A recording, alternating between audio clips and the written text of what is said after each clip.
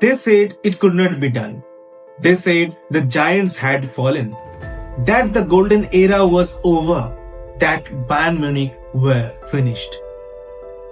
But then something clicked. Not just a comeback, this was a revolution, a total transformation. This was not a team playing football, this was a machine of fire and fury. Ruthless, relentless, unstoppable. They didn't just win, they conquered every pitch, every challenge, every opponent. 6 trophies, undefeated in the Champions League. 8-2 against Barcelona? That was not a match. It was a message to the whole world that we are Bayern and we are inevitable. This was the story of one of the greatest teams football has ever seen. This is the story of Bayern 1920.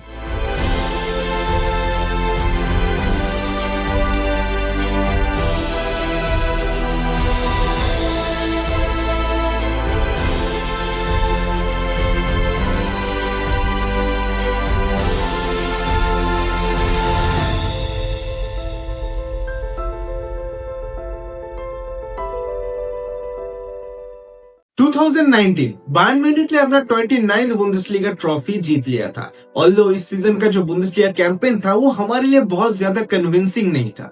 साथ ही साथ हम जिस तरीके से बहुत ज्यादा dominant, बहुत ज्यादा रूथलेस एंड बहुत हेवी मार्जिन से बुंदेसलीगा जीतना प्रेफर करते, वो भी अच्छे से नहीं हुआ था। अगर देखा जाए तो सेकंड फिनिश क्या हुआ, डॉर्टमुंड से सिर्फ और सिर्फ 2 पॉइंट ज्यादा लेकर हम फिनिश किए थे। साथ ही साथ बहुत सारे veteran players like Jerome Boateng, Manuel Neuer, Thomas Muller, ये लोग भी बहुत ज्यादा सेटिस्फाइड नहीं थे निको कोवाक के अंडर। लेकिन समहाउ कोवाक ने 2 ट्रॉफीज डिलीवर कर दी थी। एक थी बुंदेसलीगा, दूसरी थी डीएबी पोकल। चैंपियंस लीग में उतना अच्छा परफॉर्मेंस नहीं था। राउंड ऑफ 16 में हम लिवरपूल के अगेंस्ट एलिमिनेट हो गए थे। सो ऑब्वियस सी बात है, बायर्न के मैनेजमेंट निको कोवाक के इस अप्रोच से तो टोटली कन्विंस नहीं थे, लेकिन समहाउ उसने ट्रॉफीज डिलीवर की थी एंड इसीलिए वो लोग भी मान गए to continue for the 1920 season. Niko Kovac के अंडर 1920 सीजन का स्टार्ट बहुत खास कुछ नहीं हुआ था। चाहे आप प्रीसीजन की बात कर लो, चाहे आप बुंदेसलीगा की बात कर लो, हम बहुत ज्यादा स्ट्रगल कर रहे थे। Even after match day 7 Bundesliga में हम 3rd फिनिश कर रहे थे, जो बिल्कुल भी बायर्न लाइक नहीं था। यही मेन रीजन था, बायर्न के बोर्ड मेंबर्स बहुत ज्यादा इंपेशेंस हो रहे थे। एंड आफ्टर मैच डे 10 जब हमने फ्रैंकफर्ट के अगेंस्ट एक 5-1 का ह्यूमिलिएशन डिफीट अफोर्ड कर लिया, हमारे बायर्न बोर्ड ने फाइनली डिसाइड किया निको कोवाक को सैक कर देते। एंड इस मोमेंट पे हांसी फ्लिक को as a interim manager appoint कर दिया गया। ऑब्वियसली प्लान यही था कि जब तक हम कोई नया मैनेजर ढूंढ लेते तब तक हांसी फ्लिक संभाल लेगा। लेकिन ये बहुत ही सरप्राइजिंग था हम सब के लिए कि बायर्न एक ऐसा मैनेजर को कैसे अपॉइंट कर सकता है जो सिर्फ और सिर्फ 3 महीने पहले ही हमारे साथ जुड़ा हुआ था। Obviously Hansi Flick as a Niko Kovac का असिस्टेंट कोच ज्वाइन किया था 2 जुलाई ऑफ 2019। तो 3 महीने बाद जब उसके मैनेजर सैक हो गया तो एज ए असिस्टेंट कोच से इंटरिम कोच का जॉब मिला हांसी फ्लिक को। And after all we all know कि फाइनली जाकर हांसी फ्लिक ने क्या काम किया था। 6 ट्रॉफीज उसने जिताए थे हमारे साथ एंड एक रूथलेस टीम बना दिए थे। जो टीम इतना ज्यादा स्ट्रगल कर रहा था बुंदेसलीगा में फाइट करने के लिए, उस टीम को एक 6 ट्रिपल जिताना ये कोई मामूली बात नहीं था। तो आज के इस वीडियो में हम उसी टीम के बारे में और भी डिटेल से बात करेंगे एंड थोड़ा बहुत जानने की कोशिश करेंगे कि कितना अच्छा टीम वो था हमारे लिए।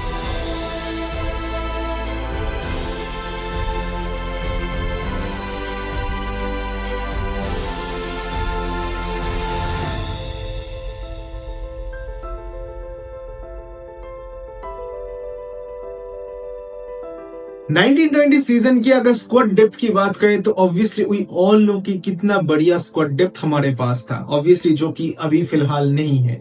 अगर उस टाइम की बात करें तो वो सिर्फ और सिर्फ उसी सीजन का इन्वेस्टमेंट नहीं था, ऑब्वियसली उसके पिछले 2-3 साल के इन्वेस्टमेंट को मिलाकर वो स्क्वाड बन पाया था। एंड सिर्फ और सिर्फ फर्स्ट 11 नहीं, फर्स्ट 11 के साथ साथ जो हमारा बेंच था वो उस पे भी काफी ज्यादा क्वालिटीज भरी पड़ी थी भाई। Almost 11 defenders, 13 midfielders, 4 wingers and 6 strikers, इतने सारे प्लेयर्स हमारे पास थे। ऑल्दो बहुत लोग बोलेंगे कि यार ज्यादातर प्लेयर तो एकेडमी के प्लेयर्स थे, लेकिन हांसी फ्लिक ने जिस तरीके से सारे प्लेयर को रोटेट करता था एंड सारे प्लेयर को खिलाते थे, that was the impressive thing.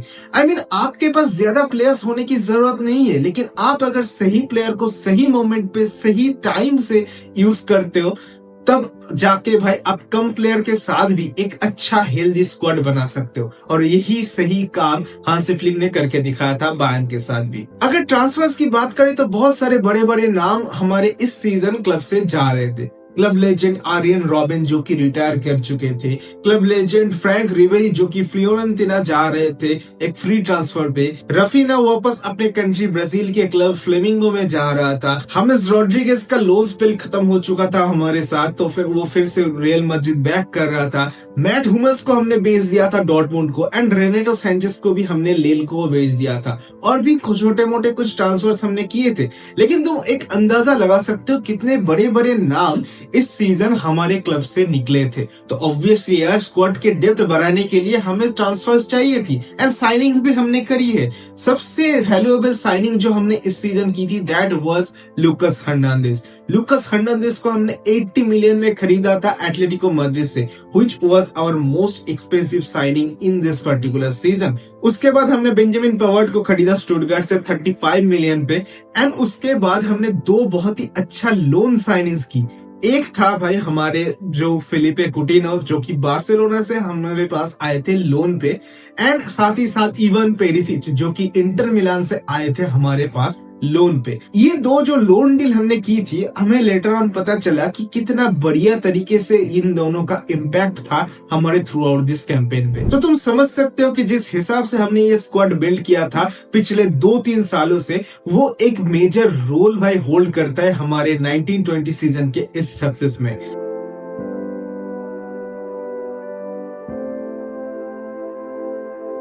अगर हांसी फ्लिक के टैक्टिक्स एंड प्ले स्टाइल की बात की जाए तो बहुत ही कम टाइम में हांसी फ्लिक ने निको कोवाक के उस बायर्न को एक अलग रूप दे दिया था।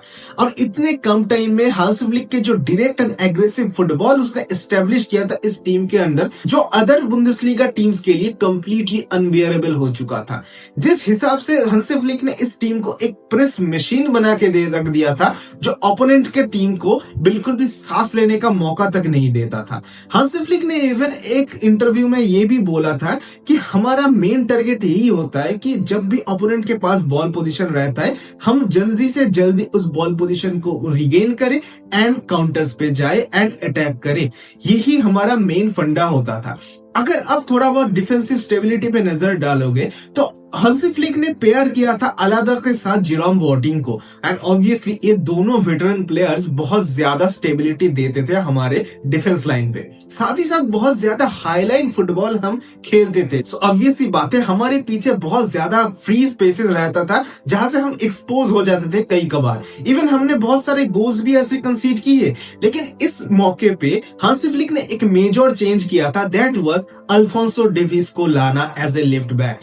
इनिशियली अल्फोंसो डेविस को हमने as a left winger sign किया था, लेकिन हांसी फ्लिक ने उसको as a left back transfer किया। एंड उसका जो पेस था, जो अटैक में बहुत ज्यादा हेल्प नहीं करता था, लेकिन डिफेंस में बहुत ज्यादा हेल्प करता था एंड काउंटर्स रोकने में बहुत ज्यादा हेल्प करता था। So that was the main reason, जो कि डिफेंसिव स्टेबिलिटी भी देता था हमें, साथ ही साथ अटैकिंग वाइज भी हम बहुत ज्यादा डायरेक्ट एंड वर्टिकल थे, एंड स्पेशली काउंटर्स पे एंड ट्रांजिशंस पे हम बहुत ज्यादा लीथल थे।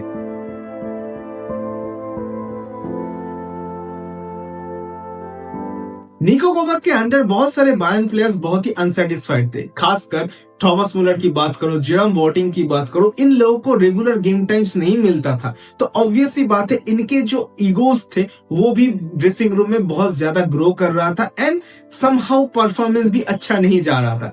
और यही चीज सबसे पहले आकर हांसी फ्लिक ने सुधारा। हांसी फ्लिक ने आकर सबसे पहले Thomas Muller and Jerome boating को फिर से लाइनअप पे वापस लाया, एंड इनके जो लीडरशिप मेंटेलिटी है उनको यूज किया, एंड तुम सबको पता है भाई, जब भी ऐसे मेंटेलिटी के प्लेयर्स रहता है टीम पे, ऑब्वियसली पूरा टीम ही का मेंटेलिटी ही चेंज हो जाता है, पूरा टीम का मोरल ही चेंज हो जाता है। एंड यही चीज हांसी फ्लिक के साथ भी हुआ था। साथ ही साथ हांसी फ्लिक ने हर एक प्लेयर को बहुत ज्यादा फ्रीडम दे रखा था, जिसके वजह से हर एक प्लेयर अपना नेचुरल फुटबॉल गेम खेल पाता था हांसी फ्लिक के सिस्टम के अंदर। हांसी फ्लिक ने फिर से जोशुआ किमिक को मिडफील्ड पे ला दिया एंड साथ ही साथ वो भी चाहता था मिडफील्ड में खेलना एंड उसे लगता था कि वो मिडफील्ड में और भी ज्यादा कंट्रीब्यूट कर सकता है। एंड इवेंचुअली हमने देखा भी है वो चीज, उसने बहुत ज्यादा कंट्रीब्यूशन की है as a right midfielder. Although Hansi Flick के अंदर बहुत ज्यादा मेजर रोल प्ले किया था थियागो अल्कंतरा, जो जिसका नाम हम अक्सर भूल जाते हैं,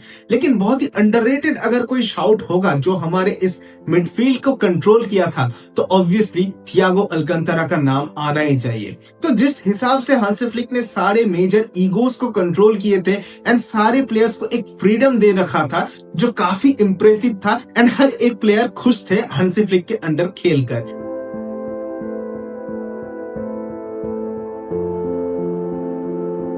बायर्न के 1920 कैंपेन में कोविड-19 ने एक मेजर ब्रेक डाल दिया था। ऑब्वियसली हम सबको पता है कि कोविड-19 के टाइम पे सारे दुनिया में लॉकडाउन चल रहा था एंड इसी वक्त पूरे दुनिया की फुटबॉल भी बंद हो चुका था एक सर्टेन पीरियड ऑफ टाइम के लिए।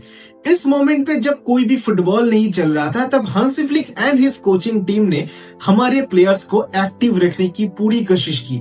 इस टाइम पे हमारे fitness coach doctor Holger Broich and Hansi Flick ने मिलकर बहुत ही अनोखी ट्रेनिंग सेशंस ऑर्गेनाइज किए थे through out zoom calls. Obviously हम सब ने वो वीडियोस देखा है एंड हम सबको पता है इवेंचुअली जो मस्कुलर लेवल अप हुआ था हर एक प्लेयर की। आप बात कर लो अल्फोंसो डेविस की, लियोन गोरेस्का की, रॉबर्ट लियोंडस्की की, तो ऑब्वियसली हम बहुत ही ज्यादा बल्कि फिगर इन लोगों का हो गया था एंड मेरे हिसाब से ये भी एक मेजर रोल प्ले करता है, इनके फिटनेस भी एक मेजर रोल प्ले करता है जो रिमेनिंग गेम्स हमने सारे के सारे मैच जीते थे उन पे। तो ऑब्वियसली बात है मेरे हिसाब से 1920 सीजन का ये जो पूरा कैंपेन था, थ्रू आउट द सीजन का जो ट्रेनिंग सेशंस हमने की थी एंड हमारे कोचेस ने परफॉर्म करवाया था एंड स्पेशली जो कोविड-19 के टाइम पे जो ट्रेनिंग सेशंस हमने परफॉर्म किया था वो बहुत ही मेजर एंड इंपैक्टफुल रोल रखता है।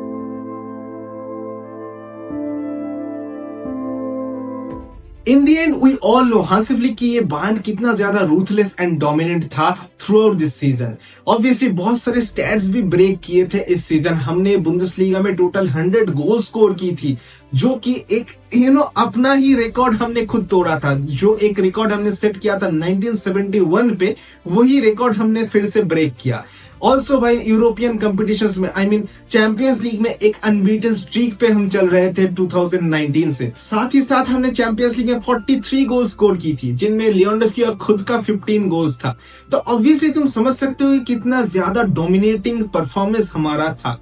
एट द एंड मैं बस इतना ही कहना चाहूंगा कि इतने कम टाइम पे हांसी फ्लिक ने जो ट्रांसफॉर्मेशन दी थी निको कोवाक के बायर्न से, वो कंप्लीटली डिफरेंट था एंड कंप्लीटली अनइमेजिनेबल था। जब निको कोवाक को सैक करके एज ए इंटरिम कोच लाया गया था हांसी फ्लिक को, तो किसी ने नहीं सोचा था कि हांसी फ्लिक कंटिन्यू करेगा एकदम आखिर तक।